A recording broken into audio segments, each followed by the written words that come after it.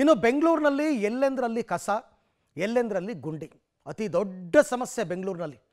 ಈಗ ಉದ್ಯಮಿಗಳು ಮತ್ತು ಸರ್ಕಾರದ ನಡುವೆ ಟ್ವೀಟ್ ವಾರ್ ಕಾರಣ ಆಗಿತ್ತು ಈ ಗುಂಡಿ ಮತ್ತು ಕಸ. ಕೊನೆಗೂ ಕೂಡ ಮುಖ್ಯಮಂತ್ರಿಗಳು 1 ವಾರ GBAಗೆ ಡೆಡ್ಲೈನ್ ಕೊಟ್ಟಿದ್ದಾರೆ ಬೆಂಗಳೂರಿನಲ್ಲಿ ಗುಂಡಿಗಳನ್ನ ಮುಚ್ಚಿ ಅಂತ. ಇವತ್ತು ಉದ್ಯಮಿ ಕಿರಣ್ ಮಜುಮ್ದಾರ್ ಶಾ CM ಮತ್ತು DCM ಇಬ್ಬರನ್ನು ಭೇಟಿ ಮಾಡಿ ಚರ್ಚೆ ಕೂಡ ನಡೆಸಿದ್ದಾರೆ ಈ ವಿಚಾರವಾಗಿ. ಅವರನ್ನ ಭೇಟಿ ಮಾಡಿದ ಮೇಲೆನೇ 1 ವಾರ ಡೆಡ್ಲೈನ್ ಅನ್ನು ಮುಖ್ಯಮಂತ್ರಿಗಳು ಕೊಟ್ಟಿರೋದು. ಹಾಗಾದರೆ ಏನೇನಾಯಿತು ಚರ್ಚೆ, ಬನ್ನಿ ನೋಡೋಣ. CM DCM ಭೇಟಿಯಾದ ಕಿರಣ್ ಮಜುಮ್ದಾರ್ ಶಾ ರಸ್ತೆ ಗುಂಡಿ ನಿರ್ವಹಣೆ ಬಗ್ಗೆ 1-to-1 ಟಾಕ್.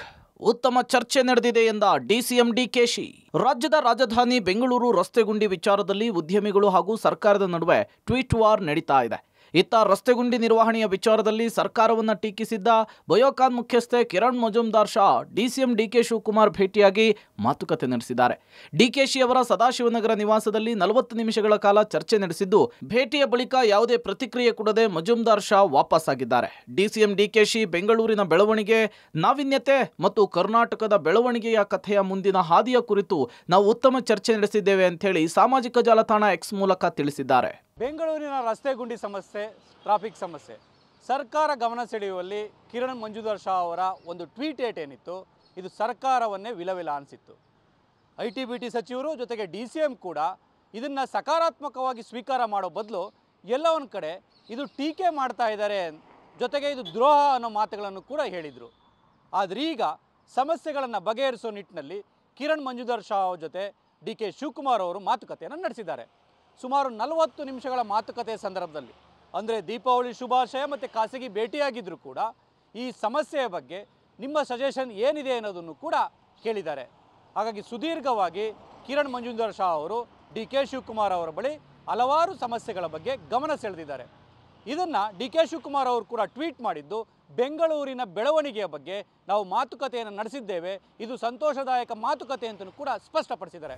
ಗುಂಡಿ ಮುಚ್ಚಲು 1 ವಾರ CM ಡೆಡ್ಲೈನ್. ಕಿರಣ್ ಮಜುಮ್ದಾರ್ ಶಾ ಭೇಟಿ ಬೆನ್ನಲ್ಲೇ ಡೆಡ್ಲೈನ್.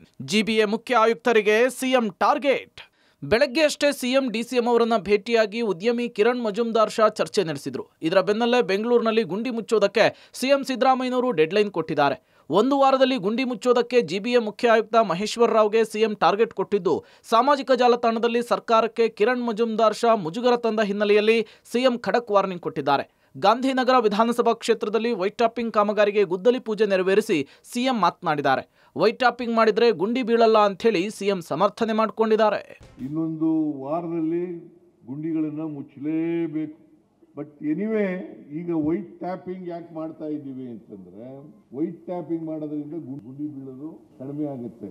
ಕನಿಷ್ಠ ವೈಟ್ ಟ್ಯಾಪಿಂಗ್ ರಸ್ತೆ ಇಲ್ಲಿ ವೈಟ್ ಟ್ಯಾಪಿಂಗ್ ಮಾಡಿದ್ರೆ 25ರಿಂದ 30 ವರ್ಷಗಳ ಕಾಲ ಬರ್ತದೆ ಬಾಳಕೆ. ಗುಂಡಿ ತಪ್ಪಿಸಲು 182 ಕಡೆ ವೈಟ್ ಟ್ಯಾಪಿಂಗ್. ಮೋದಿ ವಿರುದ್ಧ DCM ಪರೋಕ್ಷ ಅಸಮಾಧಾನ.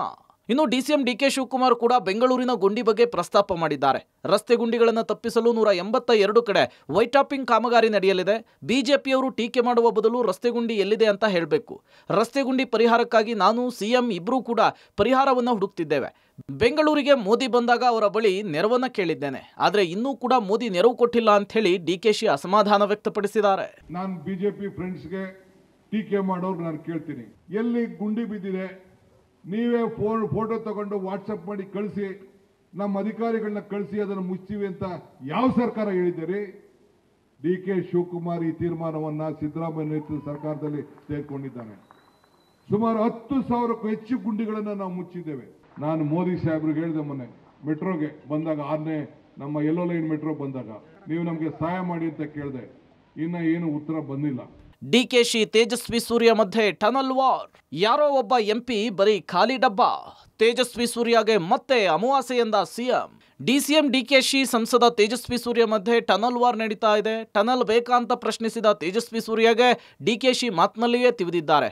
ಯಾರೋ ಒಬ್ಬ MP ಬರೀ ಖಾಲಿ ಡಬ್ಬ, ಬರೀ ಟ್ವೀಟ್ ಮಾಡುತ್ತಲೇ ಸದ್ದು ಮಾಡ್ತಾನೆ.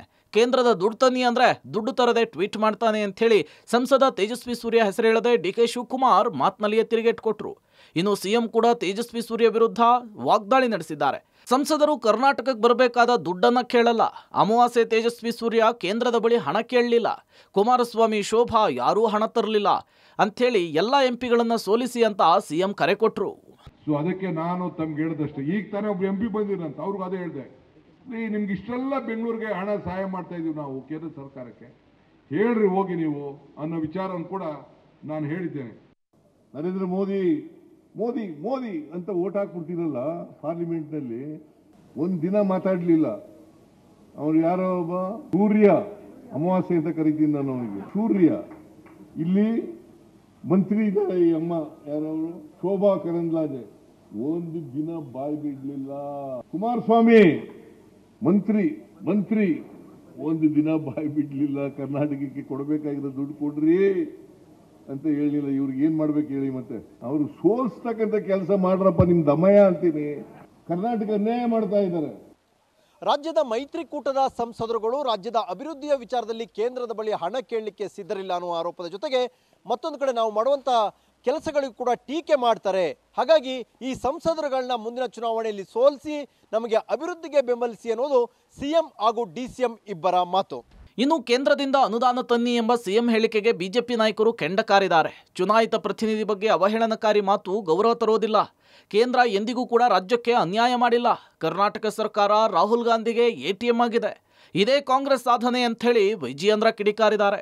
ಸಿಎಂ ಹೇಳಿಕೆಯ ವಿರುದ್ಧ ವಿಪಕ್ಷ ನಾಯಕ ಆರ್ ಅಶೋಕ್ ಕೂಡ ಕಿಡಿಕಾರಿದ್ರು.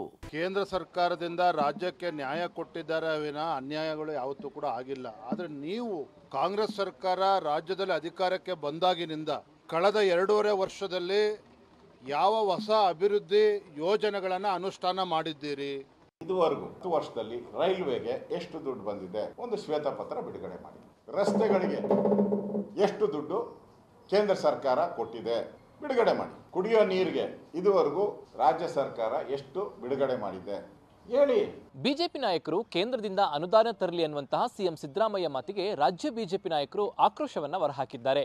ಮೋದಿಯವರು ರಾಜ್ಯಕ್ಕೆ ಅನ್ಯಾಯ ಮಾಡಿಲ್ಲ. ರಾಜ್ಯ ಸರ್ಕಾರ ರಾಜ್ಯವನ್ನು ಅಭಿವೃದ್ಧಿ ಮಾಡದೆ ಕಾಂಗ್ರೆಸ್ ಹೈಕಮಾಂಡ್ಗೆ ಎಟಿಎಂ ಆಗಿ ಕೆಲಸ ಮಾಡ್ತಿದೆ ಅನ್ನುವಂಥ ಆಕ್ರೋಶವನ್ನ ವಿಜೇಂದ್ರ ವ್ಯಕ್ತಪಡಿಸಿದ್ರೆ, ವಿಪಕ್ಷ ನಾಯಕ ಅಶೋಕ್ ಅವರು ಮನಮೋಹನ್ ಸಿಂಗ್ ಕಾಲದಲ್ಲಿ ರಾಜ್ಯಕ್ಕೆ ಎಷ್ಟು ಅನುದಾನ ಬಂದಿತ್ತು, ಮೋದಿಯವರ ಕಾಲದಲ್ಲಿ ರಾಜ್ಯಕ್ಕೆ ಎಷ್ಟು ಅನುದಾನ ಬಂದಿತ್ತು ಅನ್ನುವಂತಹ ಶ್ವೇತಪತ್ರವನ್ನ ಸಿದ್ದರಾಮಯ್ಯವರು ಹೊರಡಿಸಲಿ ಅನ್ನುವಂತಹ ಆಗ್ರಹವನ್ನ ಮಾಡಿದ್ದಾರೆ.